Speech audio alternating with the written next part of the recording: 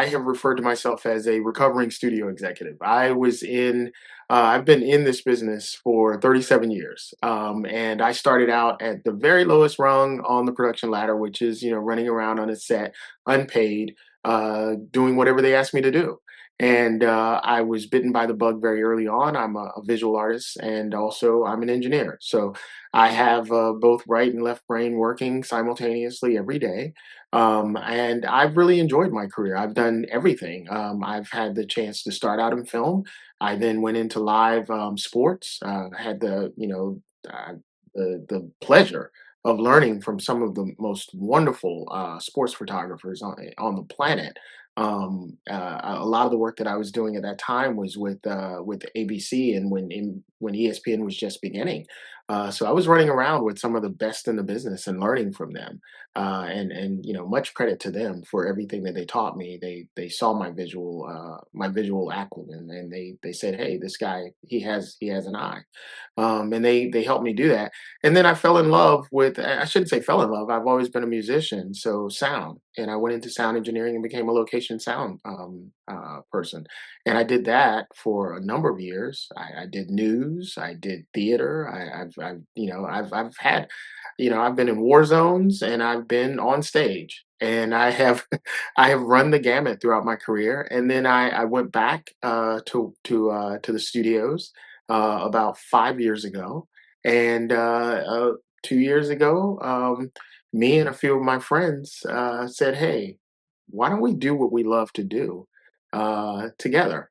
And so that's what we did. We started I2A2, and we're now doing what we love to do, which is helping people bring their ideas to life through technology, and working with artists to make sure that we can continue to make technology transparent for artists, because we want artists to think about art. They shouldn't have to think about the tools; they should just be able to use them. Uh, I'm that's a brilliant story, and it's more than I already knew. And this is something that I hope is in context, 'cause this is a mistake I often make. But you've just because I wondered, I didn't like to hear you describe yourself as an engineer, and I've worked with a lot of technicians and engineers over time, and they're fantastic at product and innovation and technology, but communication and putting things in simple terms. But you've just explained why, because you've had such a unique, change of careers, and you've been across so many different things. That's a real kind of great insight outside of everything here for a lot of people listening. Is in this day and age, it's good to have. I was going to say a checkered past, but that's negative. That's probably me. I've had a checkered past, but a varied past, because you get to get all these different skills, and then that enables you to engage so perfectly and stuff like that. But that's just a little another comment. Sorry, but No, no, let's get. it's perfectly fine, because the way I describe myself, Mike, is I tell people all the time, I'm a creative first. Yeah, My mother says I came out of the womb with a camera in my hand. I have always been a visual artist. I love cameras. I love, capturing moments. But I'm also a curious engineer second. So I am a creative first and a curious engineer second. are you seeing this industry respond to this rise of technology? Well, not technology, AI, probably more importantly right now in the production process. I think the best way to describe it is cautious curiosity. Is really what we're seeing, with a little bit of optimism sprinkled in. We are looking at where we are now. Is that individuals are starting to embrace the technology as a tool, and they are starting to look at it. You're seeing AI studios pop up. You have Promise and Staircase being two of the most prominent ones that are out there, and they are, both of them are looking to do something slightly different. Promise is looking to use AI and to really push into AI, but they're not walking away from traditional filmmaking as well. And they really are artist driven. That's what they want to be, and that's how Dave Clark, who is the chief creative officer over there, that's how he's really focused. And then you have Staircase, which is, they've said they plan to make 50 films a year. Well, what we're seeing now is that writers are looking at how they can use AI, not for idea generation, but maybe to help them say proofread something or maybe clean up some of the language, things of that nature.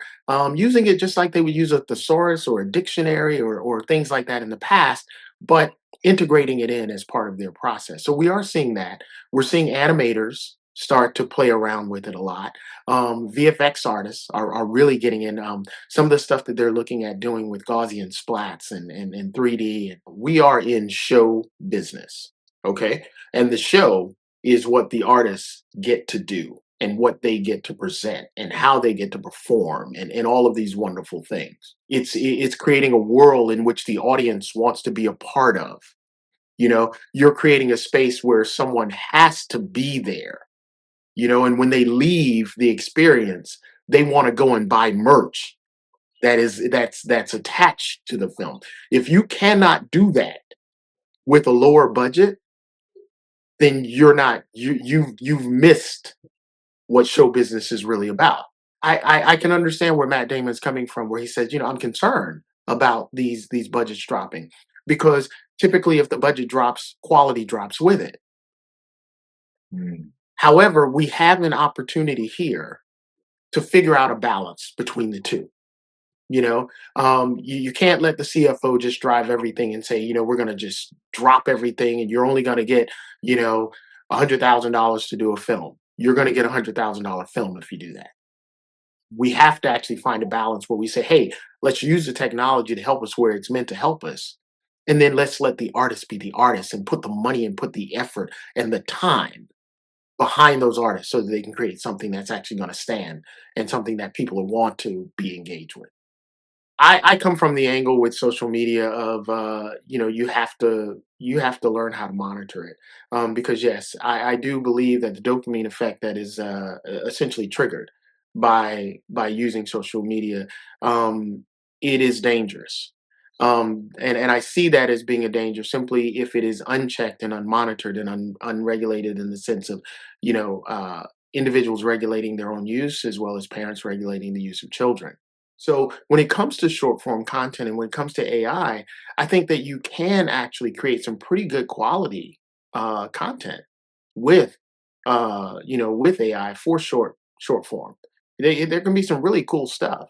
Um, you know, um, there's a short by a friend of mine, Lynn Tam, called Friendship, and she did that during COVID. It was one of those things. It was her dream to do an animated short, and if you watch that short, there's a wonderful lesson in it, and you can take away something wonderful from it.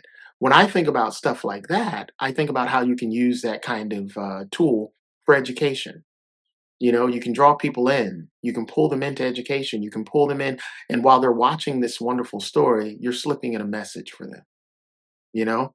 Yeah, So yeah, yeah. so I Fair. I think that's for me a better way to use social media. But yeah, it social media needs uh social media needs parents. Yeah, no, It, true. it needs parents to be careful and to monitor, but it also needs adults to realize that hey, you know what? You can get into a death scroll as well as an adult because sometimes with everything that's happening in the world, we just want to tune out. And, Yeah. and social media is a great place to tune out as long as you're not tuning into some of the more the more aggressive and egregious Well, things that are there. funny you should say. I actually use film to tune out. I Yeah. I put Yeah. my phone down. I sit Yeah. down. I force my kids to sit down, which Yeah. sometimes they get very grumpy about, and we watch a film. And luckily, after about 10 or 15 minutes, you can see them hooked, and they're Yeah. they're into the storyline. So that's that good. that's the beauty of what we do as show business. Yeah, yeah, You get them. You tell stories. Before there was film, there was in African culture it was the griot, and the griot was sitting around and he would tell stories and he would tell the history and he would he would extend, or she would extend, the minds of the audience. That's exactly what we're doing. That's what we're doing. It's an incredibly powerful medium. everybody's creating content. Everybody's using Yeah. AI to speed it up and to get it out there. But like we're all starting to realize there's a big com out there. It's not just about the reach numbers and Mhm. linked into an echo chamber and stuff like that. How do you make Yeah. content engaging? How do you really make it resonate with people? What are you seeing there? And your company actually helps people understand that and measure it, don't they? What we look at is, okay, where are their eyes uh, on the screen when their heart rate goes up? You know, where is it that they lean in? So micro expressions and body language, and neuroscience of what's actually happening to an individual as they engage with the content. We get all of that data and a whole lot more, because I won't give you our secret sauce, because then everybody would be doing it. But we get a ton of data, and then we wrap that in a report to show you at the deepest level how someone is interacting with your content at every moment within the content itself. So if you're asking us to look at a commercial, how are people responding to that commercial? What we're going to do is we're going to tell you from the first second to the 30-second to the 60-second. Here's where people are engaging. What draws people in, the baseline, is a good story. A lot of people forget that if you cannot tell a story, story is the key to all of this.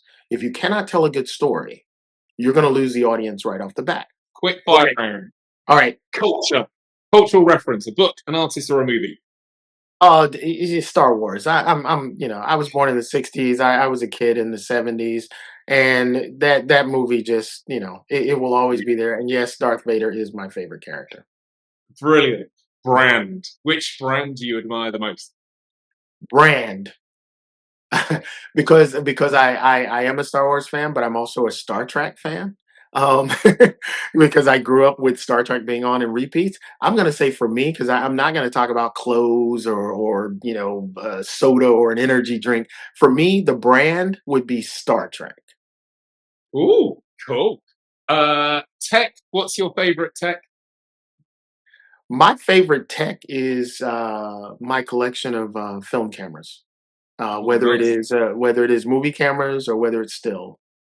And connection. What's the most meaningful collaboration in your career, do you think?